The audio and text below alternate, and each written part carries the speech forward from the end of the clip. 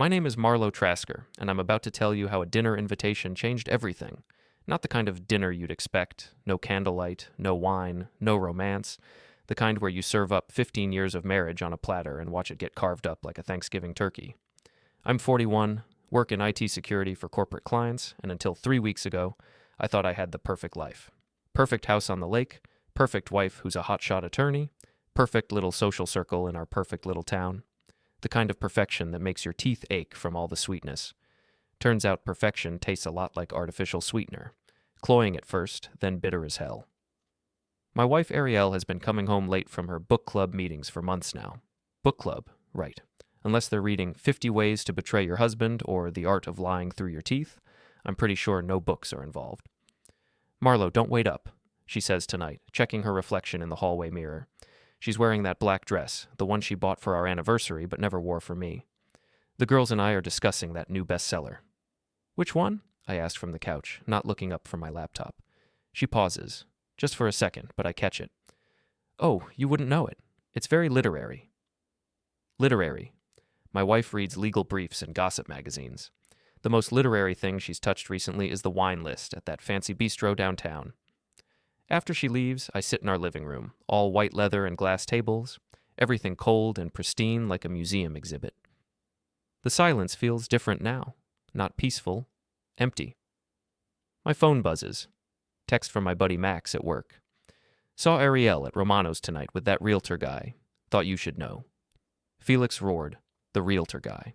Arielle's ex-boyfriend from college who's been sniffing around our property lately with his market assessments and his 1,000-watt smile.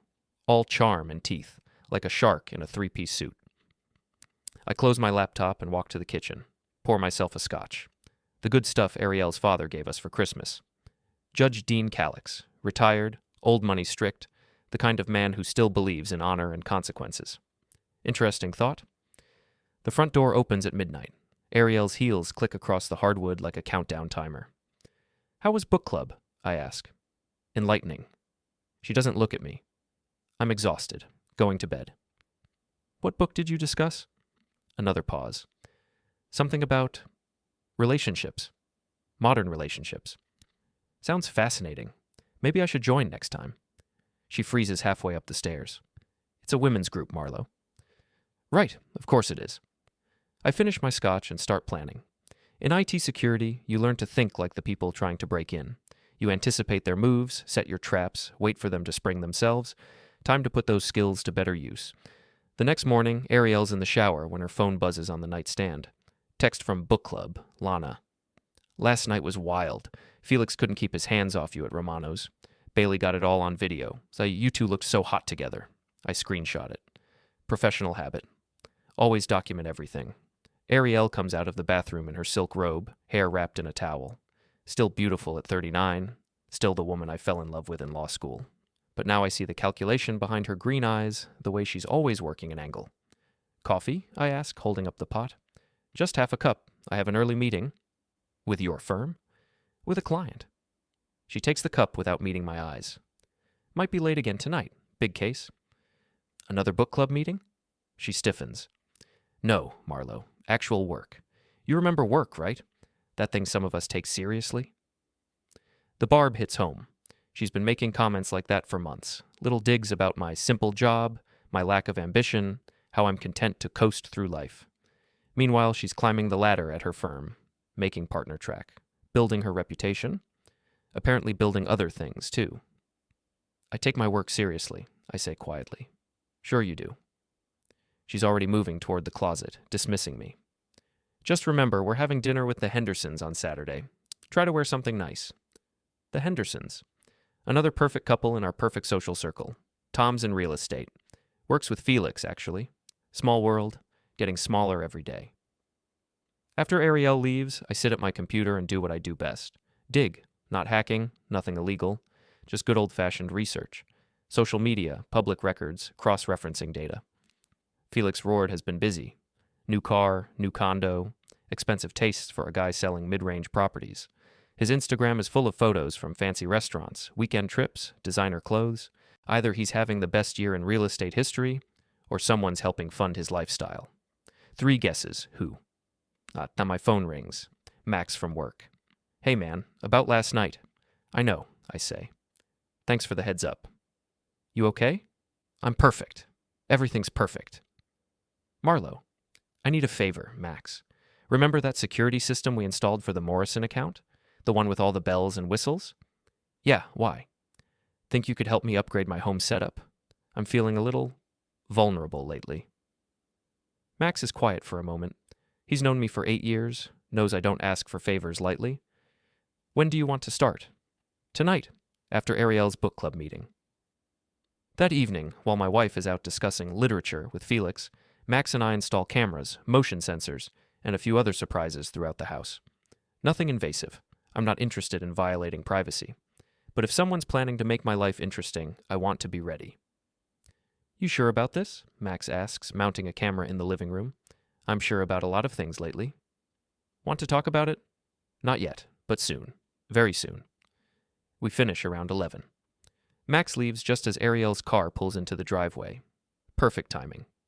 She comes in looking flushed, lipstick slightly smeared, that satisfied glow of someone who's been thoroughly entertained. How was the book discussion? I ask. Very stimulating. She heads for the stairs. I'm going to shower.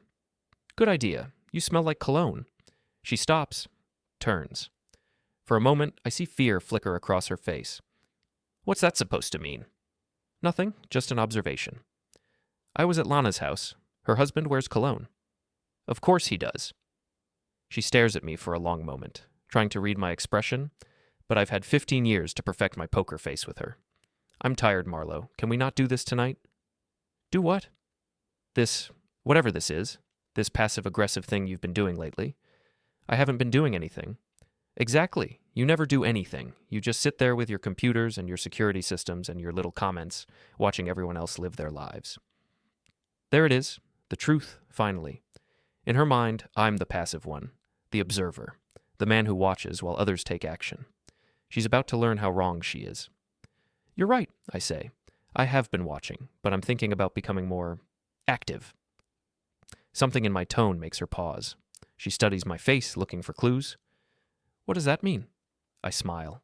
The kind of smile I learned from watching Felix, all charm and teeth. It means I'm thinking about hosting a dinner party, something intimate, just a few close friends. That's nice. Who are you thinking of inviting? Oh, I have some ideas, people who might enjoy meeting each other, people with shared interests. Marlow, you're being weird. Am I? I thought I was being social. Isn't that what you want? For me to be more engaged with our social circle. She's definitely nervous now. Good. I'm going to shower, she says again. Enjoy. I'll be down here making some calls, planning our little dinner party. After she disappears upstairs, I pull out my phone and scroll through the contacts. Stop at one name in particular, Judge Dean Calix, Arielle's father, the man who raised her to believe in integrity, honor, and consequences, the man who still thinks his daughter is the perfect attorney, the perfect wife, the perfect reflection of his values. Time for a family reunion. I dial the number. Dean, it's Marlow. I hope I'm not calling too late. I wanted to invite you to dinner, tomorrow night actually. There's something important I'd like to discuss with you, about Arielle. The next evening, I'm in the kitchen preparing what might be the most important meal of my marriage. Nothing fancy, just pot roast, mashed potatoes, green beans. Comfort food, the kind of dinner that says family gathering rather than ambush. Though it's definitely going to be an ambush. Arielle's in the living room, pacing like a caged animal. She's been on edge all day, ever since I mentioned Dean was coming to dinner. I still don't understand why you invited my father, she says for the 10th time. You two barely talk. We should remedy that, don't you think? He's family. But why tonight? I had plans. What kind of plans? She hesitates. Book club was meeting again. Emergency session. Emergency? What happened? Did someone finish a novel too quickly? Don't be sarcastic, Marlow. It doesn't suit you. I turn from the stove to look at her. She's wearing jeans and a sweater, casual clothes, but she's applied makeup and perfume. Interesting choice for an emergency book club meeting. I thought family should come first, I say. Isn't that what your father always taught you? The doorbell rings before she can answer. Perfect timing. Dean's always been punctual. I open the door to find Judge Dean Calix on my doorstep, looking exactly like what he is. Old money, old values, old school authority. At 66, he's still imposing.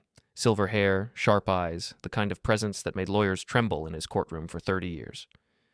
Marlow, he shakes my hand with a firm grip. Thank you for inviting me. Thank you for coming on such short notice. You said it was important, about Arielle. It is. Very important. Arielle appears in the hallway, forcing a smile. Hi, Daddy. Arielle. Dean kisses her cheek, but I catch the slight frown as he studies her face. He's always been good at reading people, occupational hazard of being a judge. I wasn't expecting to see you tonight, she says. Marlow felt we should talk, as a family. The word family hangs in the air like a challenge. Arielle shoots me a look that could freeze water. Well, come in, she says. Dinner smells wonderful, Marlow. We settle in the dining room, the formal one with the good china and crystal glasses. I've set 3 places, lit candles, even put out cloth napkins. The whole production. So, Dean says as I serve the pot roast, what did you want to discuss? I glance at Arielle. She's gripping her fork like a weapon. Marriage, I say simply. The importance of trust, commitment, honesty, the values you raised Arielle with. Those are important values, Dean agrees, the foundation of any good relationship. I've always admired that about your family, I continue. The way you prioritize integrity, honor, doing the right thing even when it's difficult. Arielle's face is getting pale. Marlow, what are you... For instance, I interrupt, reaching into my jacket pocket. I found something yesterday that really made me think about those values. I place Arielle's phone on the table. Her phone, which she left charging in the kitchen while she showered this morning. Her phone, which received several very interesting messages while she was getting ready for work. That's my phone, she says quietly. I know, it was buzzing, so I thought it might be important. Work emergency, maybe? Dean looks between us, sensing the tension. It wasn't work, I continue. It was Lana, from book club. I tap the screen. The phone lights up, showing the message thread I'd screenshot earlier, plus several new ones. Would you like me to read them out loud, or would you prefer to explain to your father what kind of books you've been discussing? The silence stretches like a tightrope. Arielle stares at the phone, then at me, then at her father. Dean's expression hasn't changed, but something cold has entered his eyes. Arielle? He says quietly. She doesn't answer. I pick up the phone and clear my throat. From Lana, yesterday at 11:47 p.m. OMG, girl, you and Felix were so hot tonight.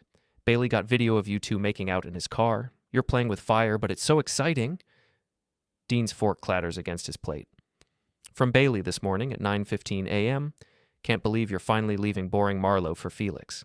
About time you got some excitement in your life. When are you telling your husband? Stop, Arielle whispers. From Felix, 10:30 a.m.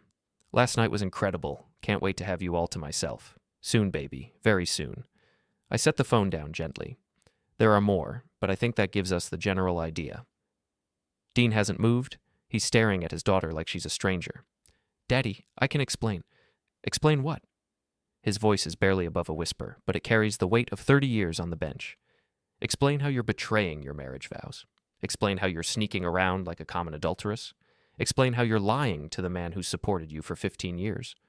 It's not that simple. It's exactly that simple. Dean stands up slowly. You made promises, Arielle. Sacred promises. In front of God, in front of family, in front of everyone who matters to you. And you're breaking them for what? Some excitement? Some cheap thrill? Tears are streaming down Arielle's face now. You don't understand. Marlow and I, we've grown apart. We want different things. I'm not happy. So you get a divorce, Dean says coldly. You don't sneak around like a teenager. You don't humiliate your husband. You don't throw away 15 years of marriage for some real estate agent with a fancy car. Felix isn't just some... Felix is a snake, I interrupt. And speaking of Felix, I reach into my other pocket and pull out a folder. Inside are bank statements, credit card records, receipts, all legally obtained through public records and a little creative research.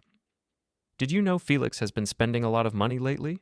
New car, new condo, expensive dinners, weekend trips. Interesting, considering his real estate sales have been pretty modest this year. I spread the papers on the table.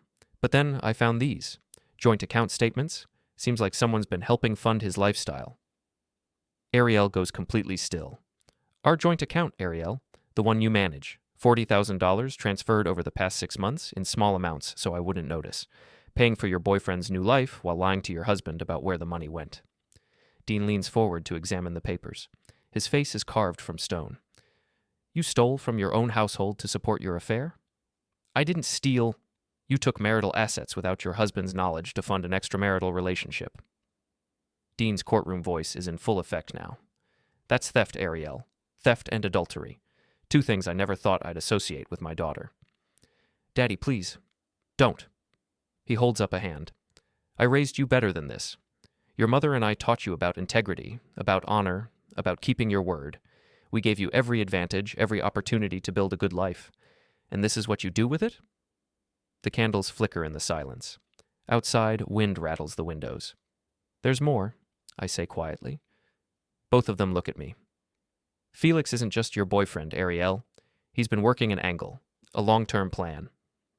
I pull out my laptop and open a file.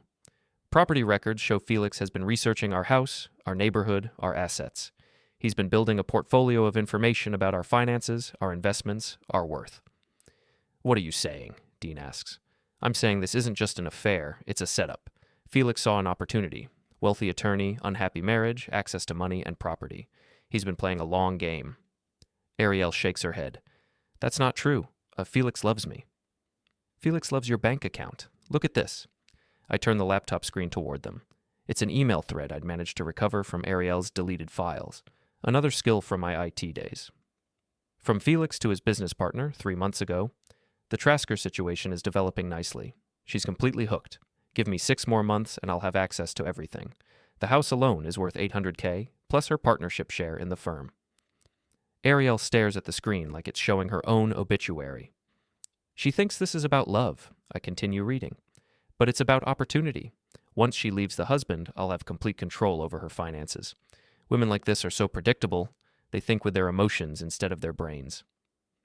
The sound Arielle makes is somewhere between a gasp and a sob. Dean stands up slowly, his face a mask of controlled fury. 15 years, he says to me. 15 years you've been married to my daughter. You've been patient, supportive, faithful. You've built a good life together, and she throws it away for a con man who sees her as a mark. Daddy, you're not my daughter. The words hit like a physical blow. My daughter would never do this. My daughter has integrity. My daughter keeps her promises. He turns to me. Marlow, I owe you an apology, not just for tonight, but for raising someone who could treat you this way. Dean, you don't... I do, and I want you to know that whatever happens next, you have my full support. If you want to divorce her, I'll testify about what I've seen tonight. If you want to pursue the theft charges, I'll help you find the best attorney in the state. If you want to destroy Felix Rourde's business and reputation, I still have friends in this town who listen to me. Arielle looks between us, realizing she's lost everything in the span of one dinner. This isn't over, she says, standing up shakily. You think you're so clever, Marlow, but you have no idea what you've started. Actually, I do. I've thought this through very carefully. You want to play games? Fine, but remember, I'm an attorney. I know how to fight dirty when I need to. So do I say calmly. The difference is, I'm better at it.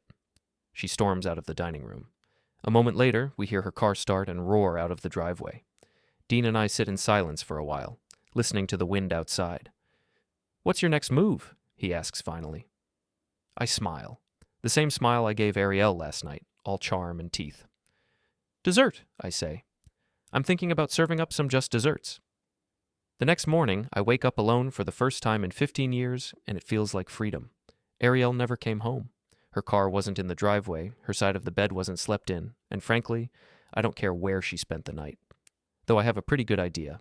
I make coffee, just 1 cup, and sit at the kitchen table with my laptop. Time to put the next phase of my plan into motion. First stop, Arielle's law firm. Morrison, Keller & Associates is one of those white shoe firms that trades on reputation and discretion. Old money clients, high-profile cases, the kind of place where image matters more than almost anything else. Which makes what I'm about to do particularly effective. I dial the main number. Morrison, Keller & Associates. How may I help you? This is Marlow Trasker. I need to speak with Robert Morrison about my wife, Arielle Trasker. It's urgent. 1 moment, please. Morrison comes on the line quickly. He's known me for years. We've attended firm parties together, played golf a few times, shared drinks at various social functions. Marlow, what's this about? Bob, I'm afraid I have some disturbing information about Arielle that affects the firm's interests. Can we meet this morning? What kind of information? The kind that involves theft of marital assets, compromised judgment, and potential liability issues. The kind that makes partners very nervous. Silence. I'll see you at 10, he says. At exactly 10 o'clock, I'm sitting in Morrison's corner office, watching him review the documents I've brought. Bank statements, email printouts, phone records, everything legally obtained, everything properly documented. This is quite serious, he says finally. It gets worse. Arielle's been using firm resources for personal matters, conference rooms for private meetings with Felix, firm phones for personal calls, even firm credit cards for some of their activities. I slide another folder across his desk. I had lunch with Tom Henderson yesterday. You remember Tom? He works with Felix in real estate. Very chatty guy when he's had a few drinks. Morrison opens the folder. Inside are photos. Not compromising ones, just pictures from public places. Arielle and Felix at Romano's, at the country club, at various locations around town. All taken by other people, all shared on social media, all perfectly legal to obtain. Tom's been documenting Felix's activities for months. Apparently Felix likes to brag about his conquests, especially when they involve high-class women like attorneys. Morrison's face darkens. The firm's reputation is everything to him. What do you want, Marlow? I want Arielle suspended pending an investigation into her conduct. I want her access to firm resources revoked, and I want it done today, before she can do any more damage to your reputation or mine. And if I don't? Then I take this to the State Bar Association, and to the press. Small-town scandal involving a prestigious law firm and a con man, the newspapers would love it. Morrison closes the folder. Consider it done. By noon, Arielle's firm access has been revoked and she's been placed on administrative leave. By 1 o'clock, the news is spreading through our social circle like wildfire. My phone starts ringing. Marlow, it's Janet Henderson, Tom's wife. I just heard about Arielle. Are you okay? I'm fine, Janet. Thank you for asking. If there's anything we can do? Actually, there is. Are you still planning that charity auction next week? Yes, why? I'd like to make a donation, something special. What did you have in mind? A complete home security system, top of the line, the kind that records everything. Janet pauses. That's very generous. I believe in transparency these days, complete transparency. After I hang up, I drive across town to Felix's condo complex. Upscale place, all glass and steel and pretension. His silver Mustang is parked in its assigned spot, the car he's so proud of, the one he posts pictures of constantly on social media. I park a block away and walk back, carrying a large bag from the seafood market and a smaller bag from the craft store. The parking garage is empty at this time of day. Security cameras, but I know how to avoid those. Occupational hazard of my profession. Felix's Mustang is unlocked. Of course it is. He's too arrogant to think anyone would dare touch his precious car. I open the bag from the seafood market. Inside are several pounds of shrimp, oysters, and fish. All past their expiration date, all very aromatic. I distribute them strategically throughout the car's interior, under the seats, in the air vents, tucked into the upholstery. Then I open the craft store bag and add the finishing touch. Glitter. Lots and lots of glitter in every color available. I scatter it over everything, the seats, the dashboard, the floor mats, the steering wheel. Glitter is the herpes of craft supplies. Once you have it, you never really get rid of it. I'm back in my car within 10 minutes, driving away just as Felix's car alarm starts going off. Apparently the smell triggered some kind of sensor. That evening, I'm having dinner at Romano's when Felix storms in. He's covered in glitter. It's in his hair, on his clothes, even on his face. He looks like he's been attacked by a craft store. Where is he? Felix shouts at the hostess. Where's Marlow Trasker? I wave from my table in the corner. Right here, Felix. Care to join me? He stalks over, trailing glitter with every step. The entire restaurant is staring. You son of a... Careful, I interrupt. This is a family establishment. My car? What did you do to my car? Your car? I haven't touched your car, Felix, though I did hear it was having some aromatic issues. You ruined it. The smell, the glitter, it's going to cost thousands to clean. Interesting. And where exactly were you planning to get thousands of dollars for car repairs? From my wife's bank account? His face goes red. I don't know what you're talking about. Sure you do. $40,000, Felix, transferred from our joint account to fund your little lifestyle upgrade. That's theft, by the way. Felony theft. The restaurant has gone quiet. Everyone's listening now. You can't prove anything, Felix says, but his voice is shaking. I pull out my phone and show him the screen. Actually, I can. Bank records, email threads, even recordings of you bragging to your buddies about your wealthy girlfriend. It's all documented, Felix. All admissible in court. You're bluffing. I stand up slowly. Felix is taller than me, but he takes a step back anyway. I don't bluff, Felix. I plan, I research, I execute. And right now, I'm executing a very specific plan to destroy everything you've built on my money and my wife's stupidity. You can't. I can, and I will. See, you made a mistake, Felix. You thought I was just some boring IT guy who'd roll over and take it. You thought you could steal my money, seduce my wife, and walk away clean. I lean closer, lowering my voice so only he can hear. But I'm not boring, Felix. I'm thorough, and I'm patient, and I'm very, very good at what I do. He's sweating now, despite the restaurant's air conditioning. Stay away from my wife, he says weakly. Your wife? I laugh. Felix, she was never your wife. She was your mark.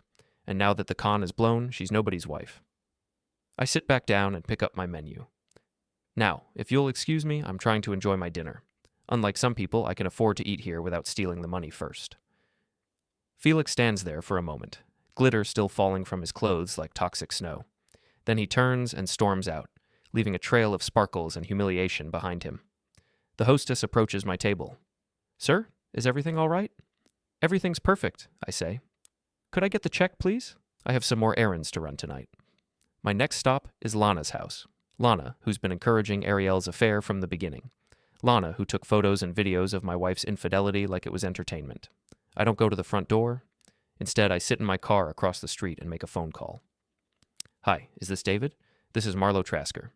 Yes, Arielle's husband. Listen, I have something I think you should see about Lana. Something she's been hiding from you. 20 minutes later, David's car screeches into the driveway. Through the front window, I can see him confronting Lana with printouts of her text messages, the ones where she talks about her own affair with her tennis instructor. Amazing what people will confess in text messages when they think they're safe. The shouting starts immediately. Neighbors begin peeking out their windows. Someone calls the police. By the time I drive away, Lana's perfect little world is crumbling just like Arielle's. One more stop tonight. Bailey's house. Bailey, who filmed my wife making out with Felix. Bailey, who called me boring Marlow behind my back for years. Bailey, who's been stealing from her husband's business account to fund her shopping addiction. Her husband, Mark, is a nice guy, works in accounting, trusts his wife completely, has no idea she's been siphoning money from their joint business for months. I ring the doorbell. Mark answers, looking surprised to see me. Marlow, what brings you by? I need to show you something, Mark, about your business accounts. I think you might have a security breach. An hour later, I'm driving home through the quiet streets of our perfect little town. Behind me, 3 marriages are imploding simultaneously. 3 women who thought they were so clever, so sophisticated, so much better than their boring husbands. Turns out boring husbands can be the most dangerous kind. My phone buzzes with a text from Arielle. You think you're winning, but this isn't over. I'll destroy you for this. I text back, looking forward to it, but you might want to check with your friends first. See how their evenings are going. Then I turn off my phone and drive home to my empty house. My clean, quiet, honest house where no one is lying to me anymore. Tomorrow I think I'll plan a party. A big one, the kind the whole town will remember. The annual Lakeside Charity Gala is the social event of the season in our little town. Everyone who's anyone attends. Local politicians, business leaders, society wives, all the people who think they run this place. It's also the perfect venue for a public execution.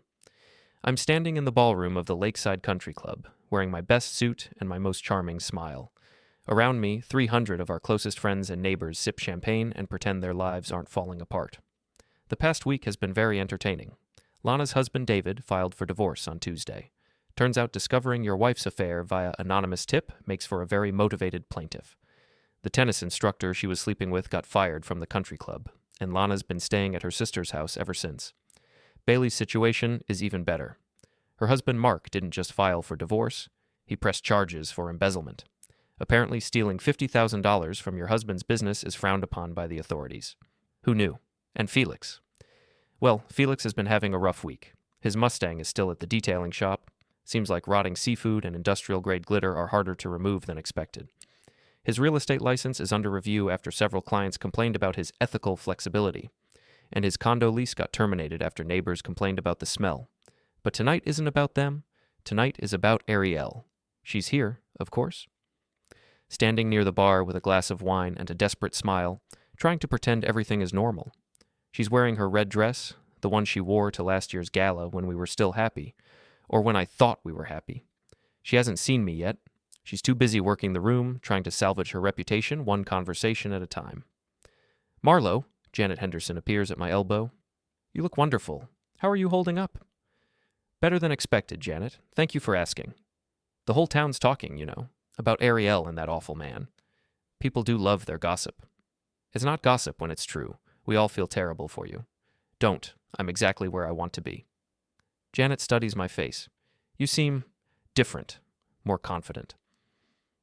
I've learned a lot about myself lately, about what I'm capable of when I put my mind to it. The lights dim, and Mayor Richardson takes the stage.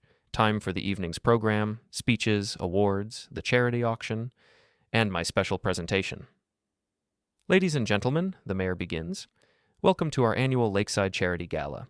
Tonight we're raising money for the Children's Hospital, and we have some wonderful auction items to share with you. I check my watch. Perfect timing. But first, the mayor continues, we have a special presentation from one of our longtime residents. Marlow Trasker has prepared a multimedia presentation about home security and community safety. Marlow? I take the stage to polite applause. Arielle's face goes white as she realizes what's happening. Thank you, Mayor Richardson. Ladies and gentlemen, in my work as an IT security specialist, I've learned that the biggest threats to our safety often come from the people we trust most. I click a button on my remote. The large screen behind me lights up with the title, Hidden Dangers When Trust Becomes Vulnerability.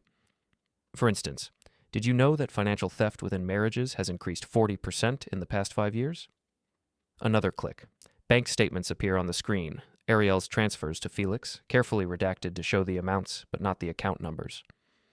These are real transactions from a local case. $40,000 transferred without the spouse's knowledge to fund an extramarital affair. Murmurs ripple through the crowd. Arielle is trying to push through the crowd toward the exit, but people keep stopping her to talk. But financial betrayal is just the beginning. Modern technology makes it easy to document other forms of deception. Click. Text messages appear on screen. The thread between Arielle, Lana, and Bailey discussing the affair. Names are blacked out, but anyone who knows them will recognize the details. These messages were obtained legally through public records and voluntary disclosure. They show a pattern of deception, manipulation, and conspiracy to defraud. The crowd is getting restless now. People are looking around, trying to identify the participants in my little drama. The most dangerous part isn't the betrayal itself, it's the network effect. Notice how multiple people are involved, encouraging and enabling the deception. More texts appear. Lana bragging about her own affair. Bailey discussing her theft from Mark's business. Felix's emails about his long-term strategy for accessing Arielle's assets. Someone in the crowd gasps. I think it's Mrs. Patterson from the garden club. She always did love drama. The good news is that truth has a way of surfacing, especially when people get careless with their digital communications. I click again. Photos now. Felix and Arielle at Romano's, at the country club, in his car. All taken from social media, all public domain. These images were posted voluntarily on various social media platforms. The subjects apparently didn't realize how public their private moments really were. Arielle has finally reached the exit, but she stops when she sees Dean standing by the door. Her father's face is carved from granite. In conclusion, I say, the best defense against betrayal is transparency. Complete, total transparency. When everyone can see everything, deception becomes impossible. I click one final time. The screen fills with a simple message. The truth will set you free, but first, it will ruin your reputation. The applause is scattered and confused. People aren't sure what they've just witnessed, but they know it was significant. I leave the stage and walk directly to the bar. Order a scotch, the good stuff, and wait. It doesn't take long. Felix appears first, red-faced and furious. He's cleaned up since our encounter at Romano's, but there's still glitter in his hair. You son of a... Felix, so good of you to come. I wasn't sure you'd show your face in public after this week. You think you're clever? You think you've won? I think I've exposed the truth. Everything else is just consequences. I'll sue you for defamation. With what money? Oh, right. You'll need to steal some more from Married Women First. He takes a swing at me. I see it coming from a mile away. Anger makes people predictable. I step aside, and he stumbles into a waiter carrying champagne glasses. The crash echoes through the ballroom. Everyone turns to stare as Felix goes down in a shower of broken glass and Dom Perignon. "Security!" someone shouts. 2 country club bouncers appear and haul Felix to his feet. He's soaked, bleeding from a small cut on his forehead, and covered in champagne and glass fragments. "Get him out of here," I tell the bouncers. "He's had too much to drink." "This isn't over," Felix shouts as they drag him toward the exit. "I'll destroy you, Trasker." "You already tried that," I call back. "How did it work out for you?" The crowd parts as they remove Felix from the building. I notice several people recording the incident with their phones. By tomorrow, it'll be all over social media. Arielle appears at my side, her face a mask of controlled fury. "You're insane," she hisses. "Completely insane." "I'm thorough. There's a difference. You've humiliated me in front of the entire town. You humiliated yourself. I just provided the documentation. I'm your wife. Were. Past tense. The divorce papers will be filed Monday morning." Her composure finally cracks. "You can't do this to me. I'm a partner track attorney. I have a reputation to maintain." "Had. Past tense again. Your reputation is currently circling the drain along with your career and your boyfriend. I'll fight you. I'll take everything you have." "With what lawyer? Your firm suspended you, remember? And I doubt many attorneys in town will want to represent you after tonight's presentation." She looks around the ballroom. People are staring, whispering, pointing. Her social circle has collapsed, her professional life is in ruins, and her father won't even look at her. "Why?" she whispers. "Why did you have to destroy everything?" "I didn't destroy anything, Arielle. I just revealed what was already there. The lies, the theft, the betrayal. That was all you. We could have worked this out. We could have gotten counseling, tried to fix things." "You're right. We could have. If you'd been honest. If you'd talked to me instead of stealing from me. If you'd asked for a divorce instead of planning to take everything I've worked for." I finish my scotch and set the glass on the bar. "But you didn't want to work it out. You wanted to have your cake and eat it too. You wanted the security of marriage and the excitement of an affair. You wanted my money and Felix's attention. You wanted everything without paying any price. And now? Now you get to learn about consequences. Real consequences. The kind your father tried to teach you about before you decided you were too smart to listen." Dean appears beside us. He's been watching from across the room, waiting for the right moment. "Arielle," he says quietly, "it's time to go." "Daddy?" "Now." She looks between us one more time, searching for some sign of mercy, some indication that this nightmare might end. She doesn't find it. "This isn't over, Marlow," she says as Dean leads her away. "I'll find a way to make you pay for this." "I'm sure you'll try," I call after her. "But you might want to focus on finding a job first, and a place to live, and maybe a lawyer who'll work pro bono." They disappear into the crowd, leaving me alone at the bar with my empty glass and my complete victory. The bartender refills my scotch without being asked. "Hell of a presentation," he says quietly. "Thank you. I believe in being thorough." "Your wife, ex-wife, she seems pretty angry." "She'll get over it, or she won't. Either way, it's not my problem anymore." I raise my glass in a silent toast to my new life, my honest life, my life without lies or thieves or people who think I'm too boring to fight back. Behind me, the charity auction continues. People bid on vacation packages and artwork and dinner parties, spending money on things they want but don't need. I've already gotten everything I wanted tonight, and it didn't cost me a dime. The week after the gala is like watching dominoes fall in slow motion. Each day brings new consequences, new revelations, new proof that actions have prices and bills always come due. Monday morning, I file for divorce. My attorney, Dean's recommendation naturally, assures me it'll be straightforward given the documented evidence of adultery and financial misconduct. Tuesday, Arielle's suspension from the law firm becomes permanent termination. Apparently, using company resources for personal affairs and bringing negative publicity to the firm violates several clauses in her partnership agreement. Wednesday, Felix's real estate license gets revoked pending investigation into his business practices. Turns out several of his recent clients have come forward with complaints about ethical irregularities. Amazing how quickly people remember problems once someone's reputation is damaged. But Thursday is when things get interesting. I'm at home, working on a security consultation for a new client, when my upgraded surveillance system alerts me to movement in the backyard. I check the monitors and see a familiar figure trying to jimmy the lock on my back door. Felix, looking desperate and angry and stupid enough to attempt breaking and entering in broad daylight. I could call the police, should call the police, but where's the fun in that? Instead, I activate the sprinkler system. The backyard erupts in a choreographed water display. Felix gets caught in the crossfire of 6 different sprinkler heads, soaking him instantly. He stumbles backward, slips on the wet grass, and lands face first in the mud. I turn on the outdoor speakers, another recent upgrade, and my voice echoes across the yard. Felix, what a pleasant surprise. Are you here about the landscaping job? Because I have to tell you, your technique needs work. He scrambles to his feet, covered in mud and grass stains, and glares at the nearest camera. Let me in, Trasker. We need to talk. We're talking now. This is much better. I can see you, but I don't have to smell you. This is harassment. This is trespassing. You're on my property, trying to break into my house. I'm just watering my lawn. The sprinklers continue their assault. Felix tries to run for the fence, but I've programmed them to track movement. Wherever he goes, the water follows. Turn it off. I don't think so. You look like you need a bath. When's the last time you showered? Your car's been uninhabitable, your condo got fumigated, and I doubt Arielle's letting you stay at her place. He stops running and stands in the middle of the yard, water streaming down his face.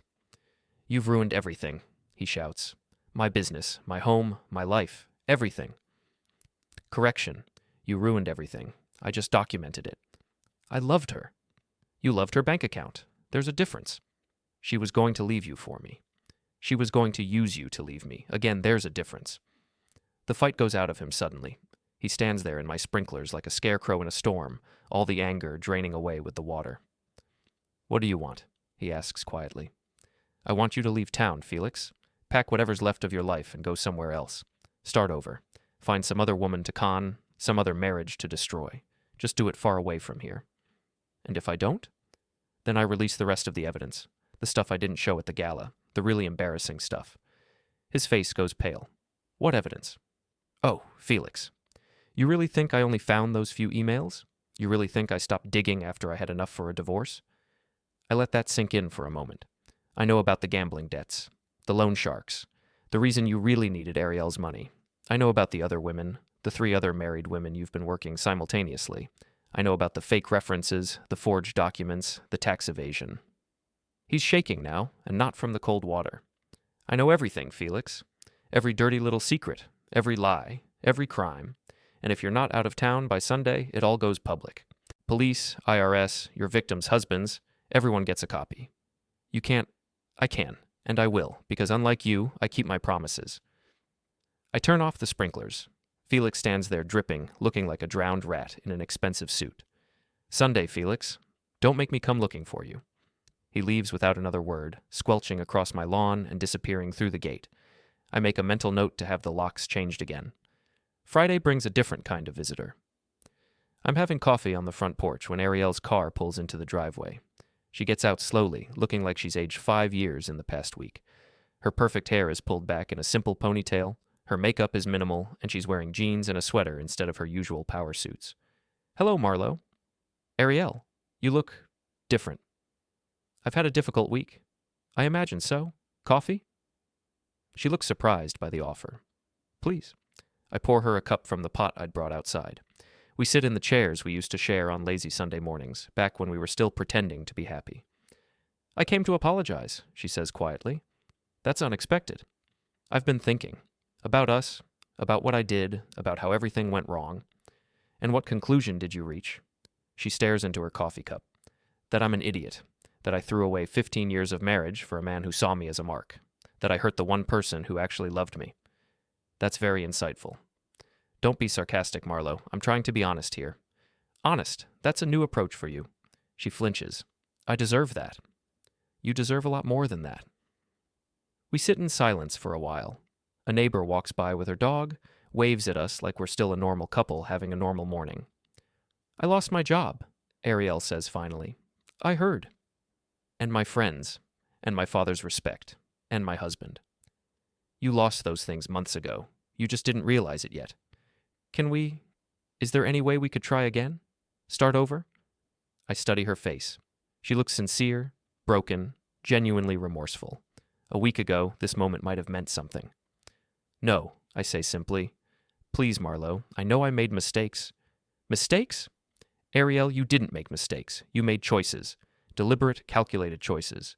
You chose to lie to me, you chose to steal from me, you chose to humiliate me, you chose to plan a future that didn't include me while pretending everything was fine. I was confused. You were greedy and selfish and arrogant enough to think you could have everything without paying any price. She starts crying. Real tears, not the manipulative kind she used to deploy during arguments. I'm sorry, she whispers. I'm so sorry. I believe you, but it doesn't matter. It has to matter. We loved each other once. Once. Past tense. You made sure of that. I finish my coffee and stand up. The divorce papers are being served Monday. Don't contest them. Don't try to claim half of anything. Just sign them and walk away with whatever dignity you have left. And if I don't? Then I release the rest of the evidence. All of it. Every detail, every photo, every document. I'll make sure your betrayal becomes a case study in law school ethics classes. She looks up at me with red, swollen eyes. You've changed. You used to be kind. I used to be naive. There's a difference. What happened to forgiveness? To second chances? They're reserved for people who deserve them. People who make mistakes, not people who make plans. I take her empty coffee cup. Goodbye, Arielle. I hope you find whatever you're looking for. Just find it somewhere else. She sits there for a long time after I go inside. I watch from the kitchen window as she stares at the house we used to share, the life we used to have, the future she threw away for a con man with a nice smile. Eventually, she gets in her car and drives away. I don't expect to see her again. Saturday, I get a call from Dean. Marlow, I wanted to thank you. For what? For showing me who my daughter really is. I've been making excuses for her behavior for years, telling myself she was just ambitious, just driven. But what she did to you, there's no excuse for that. She's still your daughter, Dean. No, she's not. The daughter I raised would never have done what she did. This person, I don't know who this person is. People change, sometimes not for the better. I want you to know that I've removed her from my will. Everything goes to charity now. She won't benefit from her betrayal. That's not necessary. It is. Actions have consequences, Marlow. She needs to learn that. Sunday morning, I drive past Felix's condo complex. The parking space that used to hold his Mustang is empty. The for rent sign is already up in his window. Good. One less problem to worry about. I spend the rest of the day planning. The divorce will be final in a few months. The house will be mine, the accounts will be mine, the life I've built will be mine again. But first, there's one more thing I need to do. One final act in this little drama. Because Arielle was right about one thing. I have changed. I used to be the kind of man who got stepped on, who let people take advantage of his kindness, who believed that being good was enough. Now I know better. Now I know that sometimes you have to fight for what's yours.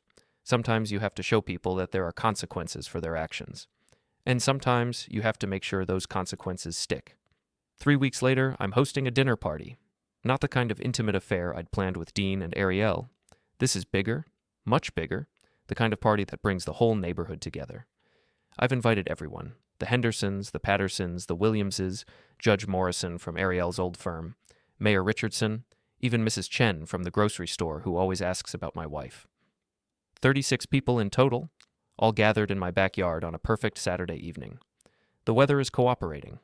Clear skies, gentle breeze, just cool enough to be comfortable. I've strung lights between the trees, set up tables on the patio, hired a caterer to handle the food. Everything looks perfect. Almost everything.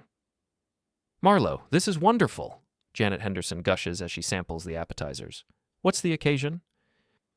New beginnings, I say simply. Time to celebrate moving forward.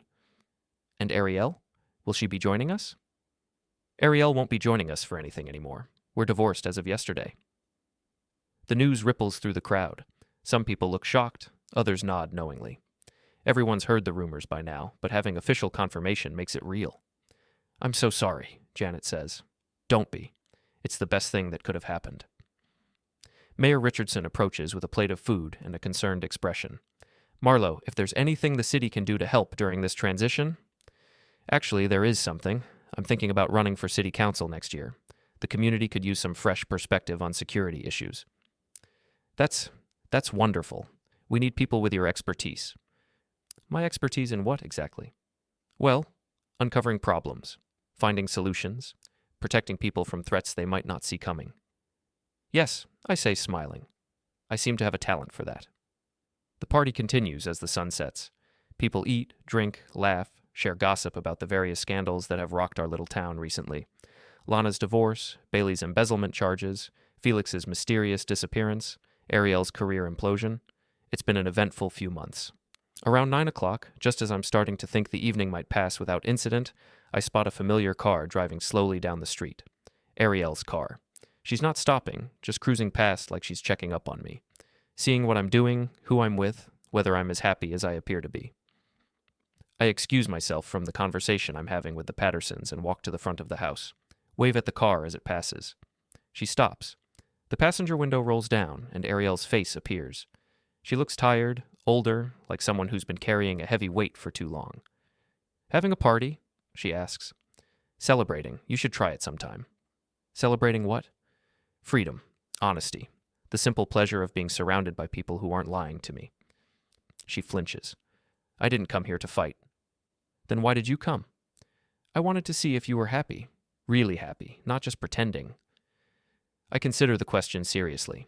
Am I happy, or am I just satisfied with my revenge? "I'm content," I say finally. "I'm living an honest life with honest people. I sleep well at night. I don't have to wonder what secrets are being kept from me or what lies I'm being told. That's worth more than happiness." "I miss you," she says quietly. "You miss the security I provided, the stability, the money, the social status. You don't miss me?" That's not true. Isn't it? When's the last time you asked me about my work, my interests, my dreams? When's the last time you cared about anything I had to say that wasn't related to paying bills or attending social functions? She doesn't answer. "You miss the idea of me, Arielle. The convenient husband, the reliable provider, the man who asked no questions and made no demands. But that man is gone. And who are you now? Someone who knows his worth, someone who demands honesty, someone who fights back when he's betrayed." A car honks behind her. She's blocking traffic. She needs to move. "I should go," she says. "Yes, you should."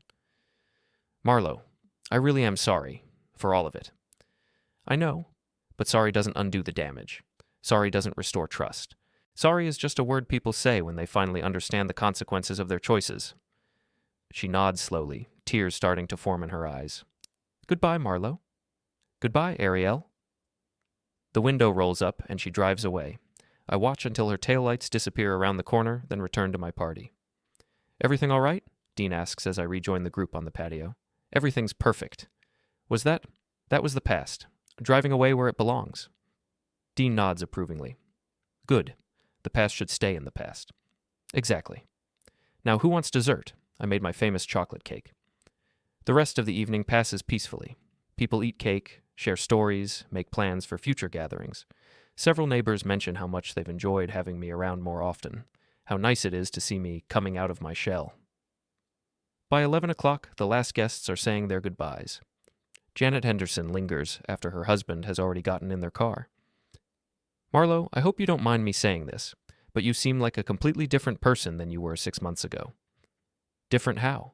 "Stronger, more confident, like you've finally figured out who you really are." "Maybe I have." "It suits you. The whole neighborhood's noticed." "Noticed what?" "That you're not hiding anymore. For years, you seemed like you were trying to make yourself smaller, quieter, like you didn't want to take up too much space. Now you fill the room when you walk in." I consider this. I spent a long time trying to be the husband I thought Arielle wanted. Undemanding, supportive, invisible when necessary. Turns out that was exactly the wrong approach. She never deserved you. She deserved exactly what she got. We all do. Janet smiles and kisses my cheek. "Take care of yourself, Marlow, and don't be a stranger." After everyone leaves, I clean up the party debris and sit on my back porch with a final glass of wine. The yard is quiet now, just the sound of wind in the trees and the distant hum of traffic. My phone buzzes with a text from Max. "Heard about the party. Sorry I couldn't make it. How are you doing?" I type back, "Better than I've been in years, free, honest, and surrounded by people who actually like me." "Good for you, man. You deserve it." We all get what we deserve, Max. Eventually. I finish my wine and go inside to my clean, quiet, honest house. No lies, no secrets, no one plotting behind my back. Just me and the life I've built and the future I'm planning. In the kitchen, I start loading the dishwasher. Tomorrow I'll return the rented tables and chairs, take down the lights, get everything back to normal. But tonight, I want to savor this moment. The satisfaction of a plan executed perfectly, a wrong made right, a score settled completely. The last plate goes into the dishwasher just as my phone rings. Unknown number. Hello? Marlow Trasker?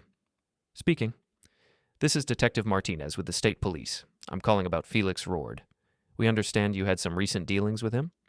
My stomach tightens slightly. What kind of dealings? Mr. Rourde was arrested yesterday in Nevada on multiple fraud charges.